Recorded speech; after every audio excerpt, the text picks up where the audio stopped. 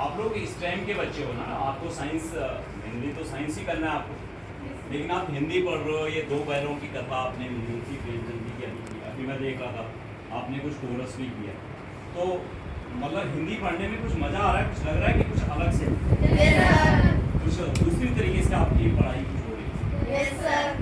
तो इसके पीछे कुछ बताओ कि क्या डिफरेंस है। जैसा फॉर एग्जांपल पहले वाले स्कूल में भी आप हिंदी पढ़ते थे, यहाँ भी पढ़ रहे हो, तो आपको क्या नज़र आ रहा है, क्या होगा? थोड़ा सा, बहुत सारे हाथ खड़े हो रहे हैं, चलो आप बताओ। हाँ सर, पहले वाले में हम स्कूल में पढ़ते थे ना, तो टीचर्स मतलब नॉर्मली बता दिया, मतलब बता दिया वर्ड्स का और काम करने के लिए देते, लेकिन सर ने अभी जैसे पूरी पोएम के रूप में पूरी कहानी बताई, बहुत इंटरेस्ट आ रहा था और सर पूछ रहे थे हमसे। बहुत बढ़िया। तो ये बोल रही कि सर ने पोएम यानी पद्य के माध्यम, ये दो बैलों की कहानी, तो ये गद्य है ना, ये तो एक किस्म से लेसन है ना। सर ने उसको कन्वर्ट करके कविता बना दी।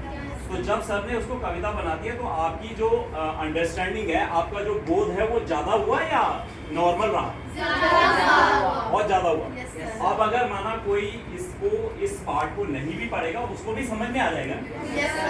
तो इसका मतलब यह है कि काव्य अगर हम करते हैं, तो काव्य के माध्यम से भावनाएं जल्दी हमारे घर करती हैं और हम उसको जल्दी अच्छी तरह से समझते हैं। बहुत बढ़िया, बैठ जाइए। एक जो मुंशी प्रेमचंद जी ने, अब आपको, क्योंकि हम आपका जो टेस्ट ले रहे हैं, मैट जो हम ले रहे हैं, तो मैट में हम आपको ना कॉम्पिटेंसी बेस्ड क्वेश्चन पूछेंगे, ठीक है? उसमें डायरेक्टली आपका टेक्स्ट से नहीं होगा क्वेश्चन।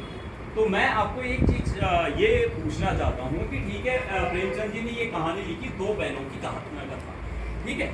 अब ये कहानी केवल उन्होंने एक मतलब मनोरंजन के लिए लिखी या अपनी भाषा को आपको बताने के लिए लिखी?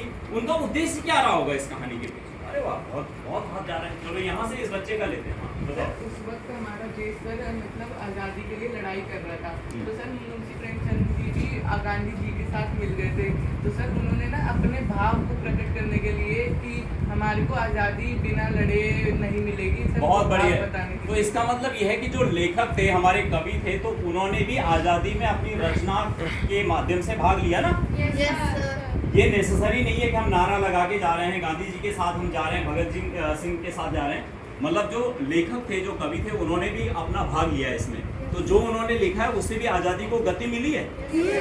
बहुत बढ़िया। अच्छा, जैसे ये अभी मैं सुन रहा था कि हीरा और मोती, तो हीरा, बैठ जाओ आप लोग। तो हीरा और मोती जो थे, दो अलग अलग यानी विचारधाराएं, उनकी दो अलग अलग सोच थी, दो अलग अलग सोच थी, ठीक है? सोच आपको मालूम है उनकी क्या क्या थी। एक थोड़ा सा यंग था, एक थोड़ा सा प्रौढ़ था, लेकिन दोनों की अलग अलग सोच थी। सोच का जो उद्देश्य था, जो टारगेट था, वो एक ही था। वो क्या था, जल्दी बताओ। हाँ, आज़ादी थी।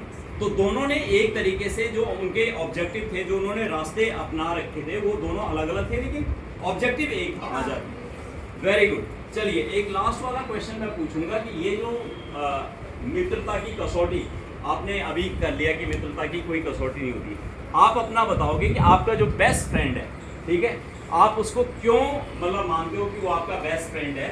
उसकी एक चीज़ मुझे बताओगे कि उसकी वो चीज़ मुझे पसंद है, सबसे ज़्यादा पसंद है, इसलिए वो मेरा बेस्ट फ्रेंड है। और कोई इनमें से? ये दो बच्चे तो हमारे हैं। चलो इस लड़की से पूछते हैं, पहले नाम बताओ उसका।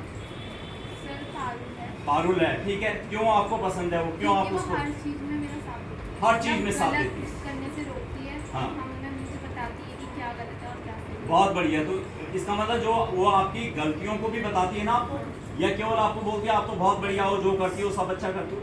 तो मित्र का मतलब है कि वो आपकी अच्छाइयों को तो शेयर करे ही, लेकिन अगर आप कहीं किसी गलत रास्ते पे जा रहे हैं तो उसको भी रोके। आजकल की दुनिया में ऐसे मित्र लोगों को ज़्यादा पसंद नहीं आते, बोलते इसलिए तो मुझे पॉइंट आउट किया है।